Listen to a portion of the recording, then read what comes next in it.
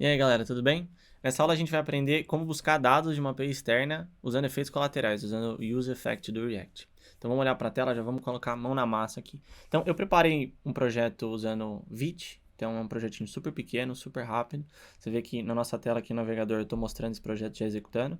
A gente só tem um H1 escrito buscando dados. Então se eu olho para o meu código, eu tenho um projeto Vite, como você imaginou, e ele é super curtinho. No meu source eu só vou ter o main.jsx e o app.jsx. Eu tirei toda a estilização e tudo mais para a gente focar só na lógica, tá? Para a gente aprender o fundamento de como buscar dados externos. Então, em diversas aplicações, qualquer aplicação que seja, a gente vai precisar buscar dados de APIs externas, seja do seu sistema mesmo, buscando de uma API que você desenvolveu, que um outro desenvolvedor está trabalhando, ou de APIs de terceiros, APIs de sites externos. No nosso caso, a gente vai usar um cara chamado JSON Placeholder.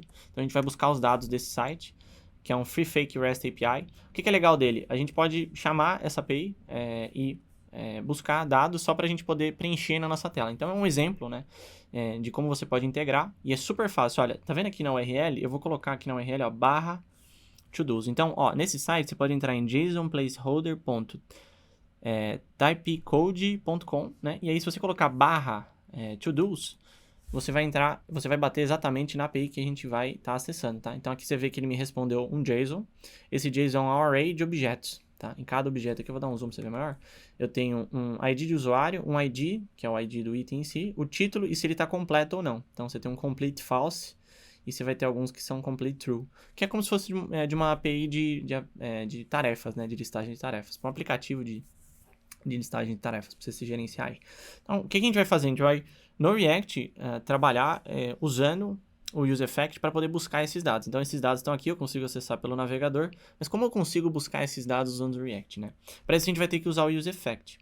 Então, antes de eu buscar os dados, eu vou preparar um pouquinho minha aplicação para a gente ter uma estrutura que esses dados vão estar preenchendo. Então, eu vou criar uma lista de tarefas.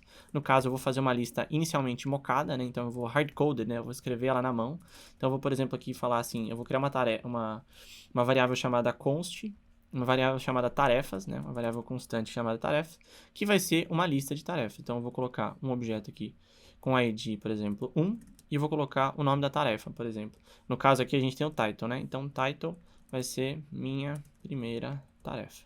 Então, nosso objetivo agora é renderizar essas listas, essas tarefas que eu estou criando aqui, ó.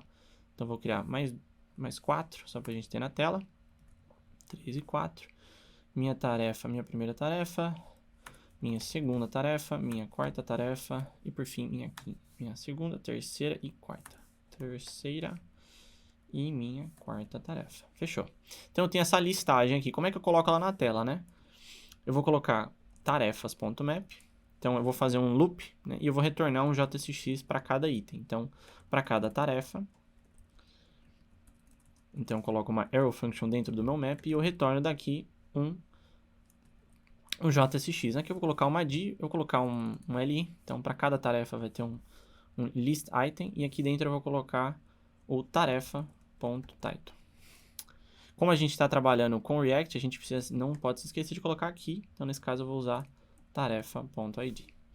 Como eu estou trabalhando com LI, é sempre interessante a gente colocar um OL, né? Então, uma order list. Eu vou salvar esse cara aqui e a gente vai ver o resultado na tela. Então, se eu volto para a minha aplicação rodando, eu tenho lá, buscando dados, minha primeira tarefa, minha segunda tarefa e assim por diante. É claro, essas tarefas vão vir lá do JSON placeholder, né? Então, a gente vai buscar, essas tarefas não vão ficar aqui. Uma maneira interessante é eu extrair essas tarefas aqui para fora, tá? Para não ficar atrelada à renderização do meu componente. E eu tenho isso, um componente só, function app, buscando dados e uma listagem de tarefas, né? Bem simples, só para a gente já começar a escrever a nossa lógica. O que eu vou fazer? Eu vou criar uma função assíncrona dentro do meu UseEffect. Então, eu vou criar o meu UseEffect, vou chamar ele. Como primeiro parâmetro, a gente vai passar uma função, vou passar uma arrow function aqui dentro, e a gente já vai escrever dentro dela. E como segundo parâmetro, a gente vai passar um array de dependências, que no caso, a gente vai passar um array vazio. O que esse array vazio quer dizer? Quer dizer que esse UseEffect só vai ser executado quando o meu componente app for renderizado uma única vez. Tá? Então, assim que eu abrir o meu aplicativo e entrar nessa tela, ele vai carregar esse componente. Assim que ele terminar, ele vai executar esse efeito colateral que vai buscar os dados. Então, vamos lá. Aqui dentro, eu vou definir uma função. Mais uma vez, função dentro de função, ó. Async, eu vou chamar de buscar dados. Só para ficar mais fácil para a gente. Uma função simples que eu já vou chamar ela. O que essa função assíncrona vai fazer? Então, async function, buscar dados. Essa função, ela vai usar a função fetch. Então, a função que usa outra função. Ela vai chamar fetch, e aqui eu vou passar o URL da minha API. Então, tá aqui, ó, JSON placeholder, eu vou copiar ela inteira, Ctrl C, venho no meu aplicativo, Ctrl V. Então, essa URL aqui poderia ser a URL, por exemplo, do seu back-end, né? Poderia ser uma URL de uma API diferente, né? Contanto que ela retorne pra gente JSON, vai funcionar. E aí, eu vou esperar o retorno desse cara. Eu vou fazer um const await, eu vou fazer um const resultado é igual await fetch. Esse resultado ele não está pronto para a gente. Eu vou precisar, ele vai receber um valor que eu preciso chamar uma outra função. Então, eu vou colocar assim, ó, resultado final é igual resultado.json. Esse JSON ele faz o seguinte, eu vou precisar esperar isso aqui também, porque ele é assíncrono. O que é esse resultado.json, né? Aqui é o meu... eu vou chamar ele de resultado final, fica mais fácil da gente entender. Resultado.json é uma função assíncrona, né? Que eu vou ter que esperar o resultado dela aqui.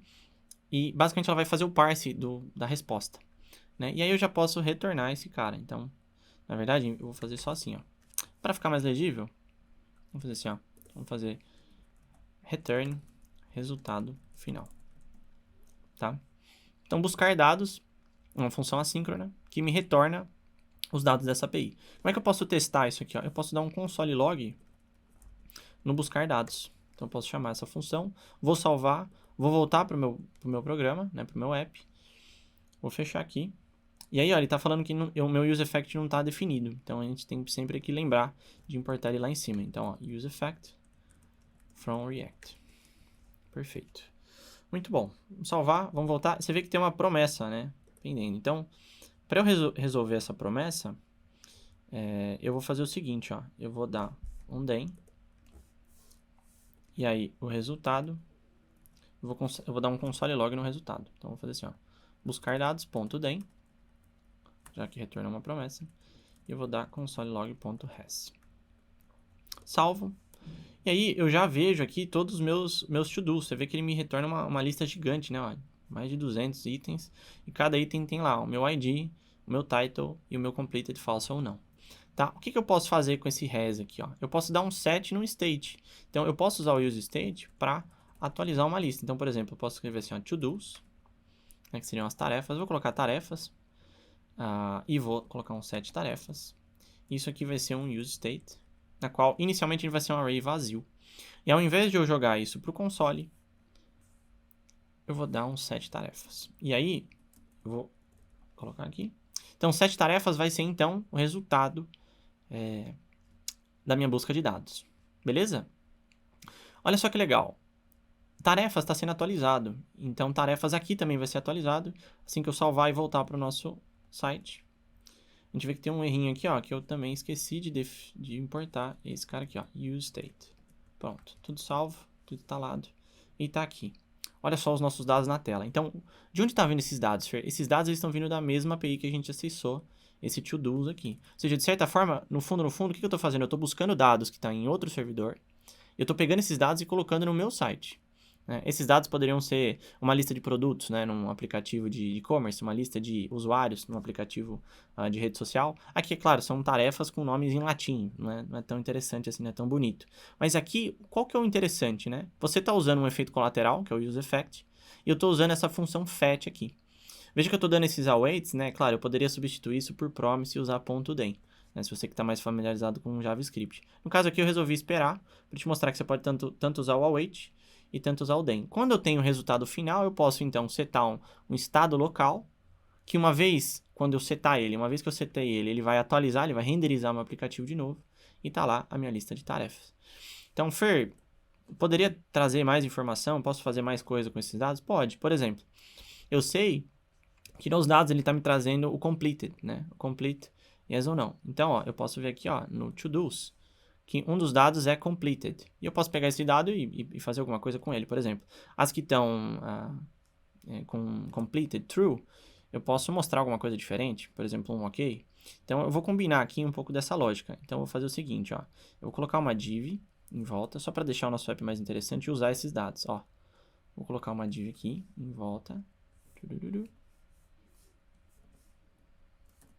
Tá aqui.